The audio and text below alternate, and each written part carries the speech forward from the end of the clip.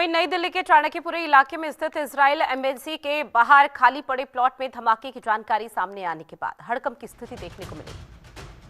आपको बता दें कि इस सूचना की अभी तक पुष्टि नहीं हो सकी है। शाम 6 बजे का वो समय था जब दिल्ली के फायर सर्विस को अज्ञात कॉलर ने एम्बेसी के बाहर धमाके की सूचना दी थी, जिसके बाद दिल्ली पुलिस की स्पेशल टीम मौके पर पहुंची और उसने जांच तेज कर दी। आपको बताते चले कि इससे पहले एपीजे अब्दुल कलाम रोड पर 29 जनवरी की शाम लगभग 5:05 पर बम धमाका भी हुआ था। घटना इजरायली दूतावास के एकदम नजदीक हुई थी। इसमें 3 कारों के शीशे भी टूट गए थे। जहां बम धमाका हुआ था उसके पास ही एक लिफाफा भी मिला था। इस पर 2 एम्बेसडर इजराइल एम्बेसी लिखा हुआ था। उसके अंदर ये लिखा हुआ था कि ये धमाका एक ट्रेलर है, हम चाहे तो इससे भी बड़ा धमाका कर सकते हैं, तुम हमारे टारगेट पर हो।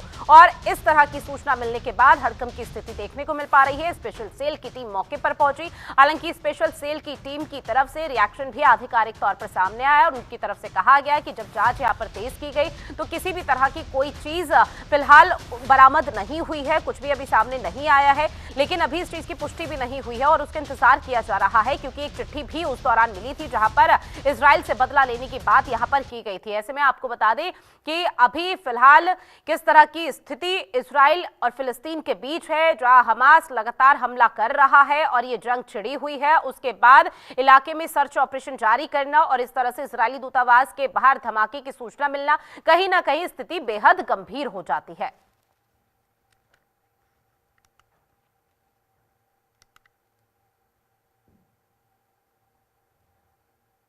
अंदर थे यहाँ पे, तो हमने कुछ आवाज़ सुना, ठीक है, आवाज़ सुनी, हमने अपना अंदर देखा तो कुछ भी नहीं था, कुछ भी नहीं है, ठीक है। उसके बाद हमने बाहर आके देखा तो बाहर भी कुछ नहीं था। हमने 1-2 इनको देखा, इजराइल एम्बेसी वाला जो घूमते रहता है उनको देखा। इधर देखा तो ऊपर उसकी पेड़ के ऊपर थोड़ा धुआं जा रहा था, जो धुआं मतलब इजराइल एम्बेसी के बाहर के पेड़ के इधर पेड़ के सामने, अच्छा सामने जहाँ अभी सिक्योरिटी खड़े, बस इतने देखा हमने। तो आपने पुलिस को कॉल किया था? नहीं, हमने कुछ भी नहीं किया। पुलिस ने पूछताछ की अभी? पूछताछ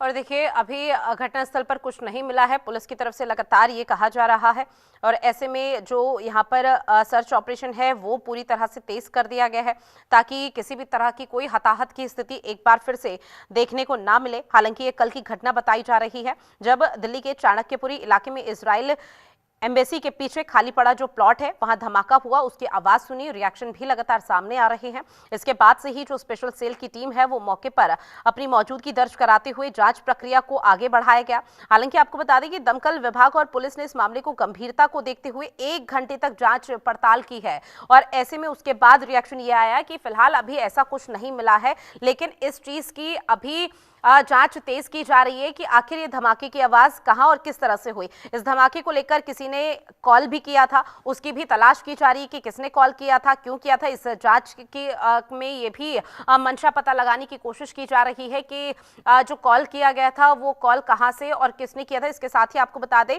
कि इजरायली एम्बेसी के पास हुए धमाके वाली जगह से कुछ दूरी पर पुलिस को एक लेटर भी बरामद हुआ है, जहां लेटर में इजरायली दूतावास के राजदूत को एड्रेस किया गया है। लेटर में एक झंडा भी लपेटा हुआ है। पुलिस ने लेटर को फिलहाल कब्जे में ले लिया है, जांच पड़ताल कर रही है।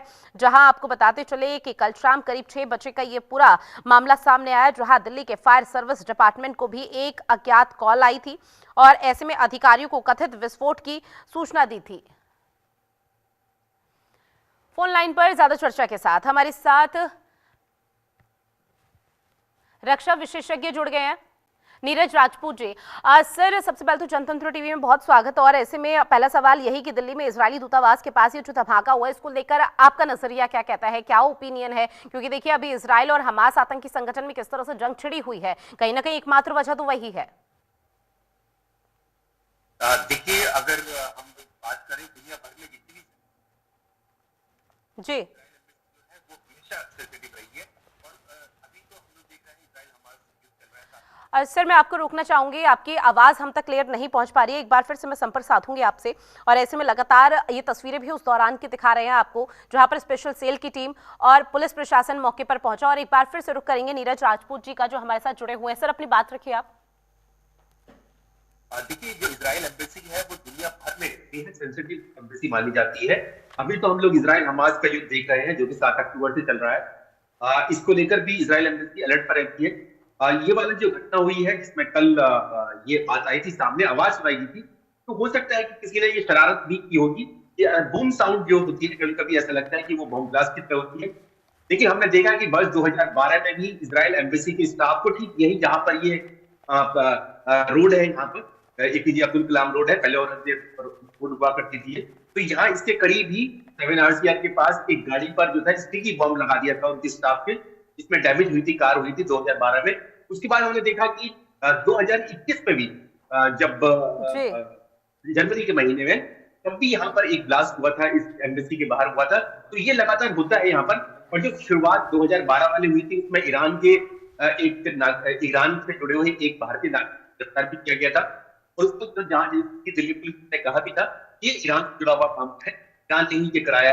जो 2 साल पहले हुआ तो उसके बाद चल पाया था। लेकिन ये जरूर ध्यान रखना होगा तो जो है वो मिडिल ईस्ट में जो इजराइल है और जो कंट्रीज, इस्लामिक कंट्रीज कह सकते हैं, इनके बीच बेहद तनाव है। बहुत दिल्ली पुलिस है और सिक्योरिटी एजेंसी है, इनको बहुत बुक कर कदम रखना होगा। सिक्योरिटी बहुत अलग पर रखनी होगी, एम्बेसी स्टाफ को बहुत सिक्योरिटी देनी होगी, ताकि किसी तरह की कोई घटना का असर, लड़ाई चल रही है इजराइल हमास की, बिल्कुल सर, जिस तरह से आप लगातार जानकारी भी साझा कर रहे हैं, ऐसे में सर एक लेटर भी बरामद हुआ है जो पुलिस के हाथ लगा है। हालांकि उसकी जांच पड़ताल यहाँ पर की जा रही है और ऐसे में कहा यह जा रहा है कि उस लेटर में जो इजराइल दूतावास के राजदूत हैं उनको एड्रेस किया गया। देखिए बिल्कुल वही मैं कह रहा हूँ कि ये यहाँ पर जो इजराइल है और जो इस्लामिक कंट्रीज है, इनके बीच हमेशा तनाव रहा है। तो पैलेस्टीन को लेकर, फिलिस्तीन को लेकर ही है, हमास को लेकर ही है। और जब पहले भी इस तरह की घटनाएं हो चुकी हैं, तो इसका तो बहुत हाई अलर्ट पर रखा हुआ है इजराइल एम्बेसी को, जितनी भी सुरक्षा एजेंसी है। और अगर देखना होगा कि शरारत तो नहीं है, लेकिन ये शरारत की आड़ में सीरियस पे अटैक न हो जाए, क्योंकि हम लोग देख चुके हैं 2 बार पहले भी अटैक इजराइल एम्बेसी के ऊपर हो चुका है। राजधानी दिल्ली में हो चुका है, उसका इतना जैसे युद्ध वाली स्थिति भी नहीं थी। 2012 में जब अटैक किया था, इजराइल एम्बेसी स्टाफ को अटैक किया गया था, जब वो कार में जा रही थी, तब उनकी कार के पीछे बम लगा दिया, स्टिकी बम लगा दिया था, और वो ब्लास्ट हुआ था 7 RCR जो रोड है उसके बेहद करीब ये अटैक हुआ था। उसके बाद 2 साल पहले भी जनवरी के महीने में अटैक हो चुका है, बम ब्लास्ट हुआ था, इसी एम्बेसी के बाहर हुआ था, जिसमें 2 लड़के दिखाई भी दिए थे। हालांकि कैप लगाई हुई पता नहीं चल पाया था कि कितना अटैक हो गया था, बम ब्लास्ट किया था वहां पे, लेकिन अटैक हुआ था, उसमें भी कोई हताहत हुआ था। कल की घटना में भी अगर कोई बाकी के इस तरह का कोई सीरियस थ्रेट है, क्योंकि हम लोग जानते हैं कि इजराइल की एम्बेसी जो है कई बार अटैक हो चुकी है, दुनिया भर में हो चुकी है। थाईलैंड के ऊपर कुछ साल पहले हुआ था, जब 2012 में दिल्ली में हुआ था, पहले 2 और जगह पर दुनिया भर में एम्बेसी टारगेट किया गया था। हमेशा इसका तनाव रहा है और ईरान के साथ खासतौर से जो है तनाव की है। तो 2012 में ईरान जो है पकड़ा गया था, इसलिए जो इजराइल की एम्बेसी थी उसकी सिक्योरिटी, और हम लोग देखते काफी सिक्योरिटी, मैं खुद उसमें कितनी बार वहां से गुजरता हूँ, देखते हैं कि कितनी हाई सिक्योरिटी रहती है। किसी कार को वहां पार्क नहीं किया जाता। 2 साल पहले बम ब्लास्ट हुआ था उसके बाद से तो रोड पर किसी गाड़ी को रुकने नहीं दिया जाता, अगर रुकता भी है सीसीटीवी लगे हुए हैं, तो ऐसे में अगर ये घटना हो जाती है तो समाज में। लेकिन सर देखिए, अभी सिर्फ इजरायली दूतावास है और जाहिर तौर पर जिस तरह से आप लगातार जिक्र कर रहे हैं कि लंबे समय से जो विवाद है वो कहीं ना कहीं देखने को मिला है इजराइल में और कई देशों के बीच, लेकिन जिस तरह से अभी फिलहाल इजराइल और हमास आतंकी संगठन के बीच ये युद्ध चल रहा है, क्या ये मानकर चला जाए कि ये सिर्फ इन दोनों पक्षों का युद्ध नहीं है, अब इसकी जो आंच है वो कहीं ना कहीं दूसरे देशों में भी आती हुई नजर आएगी और इजरायली दूतावास के बाहर का तो हाल हम देख ही रहे हैं। बिल्कुल आपने ठीक कहा, जो इजराइल हमास की जो हम लोगों को लगा था कि भारत जाएगी, लेकिन हमने देखा 21 सितंबर को जब भारत की समुद्री सीमा में इजराइल से जुड़ा हुआ एक शिप था लाइबेरिया का MV कैंप, उस पर ड्रोन अटैक हुआ है। तो वो बिल्कुल उसी युद्ध से जुड़ा हुआ है।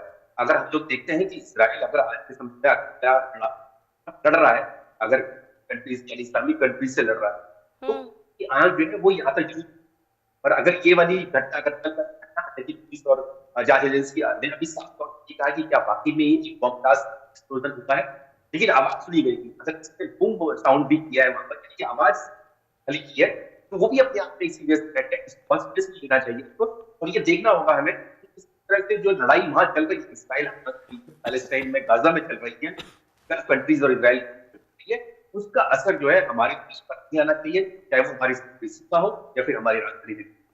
ऐसे में अगर भारत का जिक्र किया जाए तो अब किस तरह का स्टैंड लेना होगा भारत को, क्योंकि अगर इस तरह के यहाँ पर हमले होते हैं, धमाके होते हैं, तो जाहिर तौर पर कहीं ना कहीं ये बेहद गंभीर मसला हो जाता है।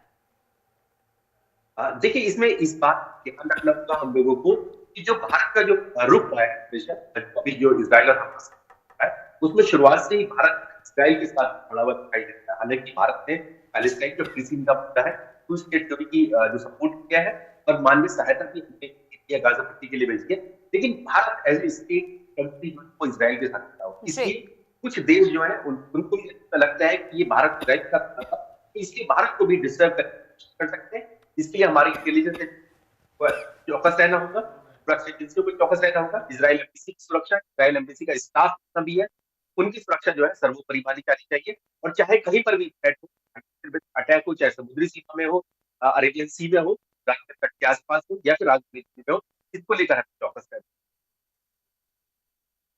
बिल्कुल सर, आप हमारे साथ जुड़े, इस महत्वपूर्ण विषय पर आपने चर्चा की और बहुत बारीकी से समझाया कि आखिर इस तरह के घटनाक्रम का आगे आने वाले समय में क्या असर रहेगा। उसके लिए आपका बहुत शुक्रिया सर।